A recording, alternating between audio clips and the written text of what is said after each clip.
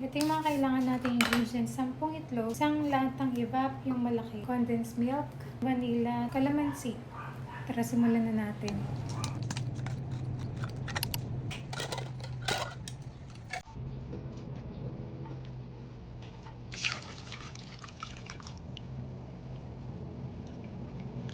Yan, ginagawa ko, hinahalo ko muna yung dalawa, yung condensed milk tsaka evap para mahalo ng maayos bago ko ilagay yung egg yolk. Yan, yung white.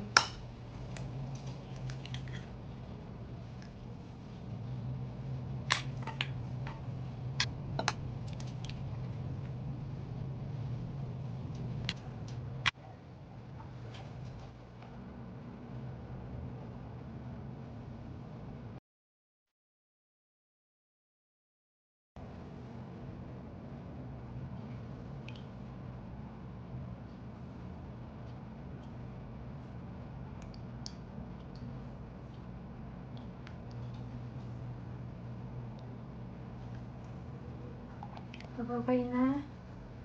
Strain natin yun ng 2 beses bago ilagay dito sa sugar. Itong pang-sift ng flour ang gagamitin ko para mas pino.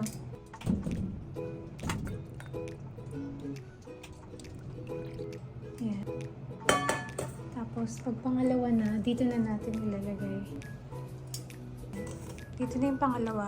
Itong kabila naman yung gagamitin natin.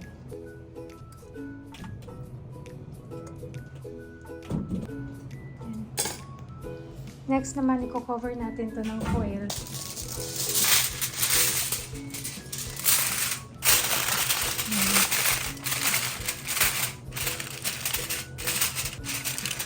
Yung ready na to. Ayan.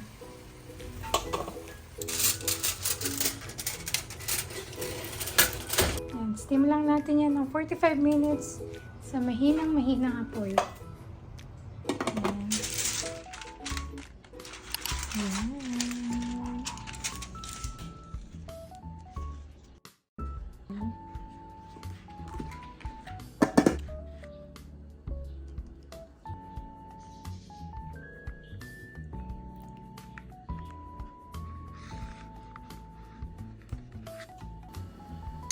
Go.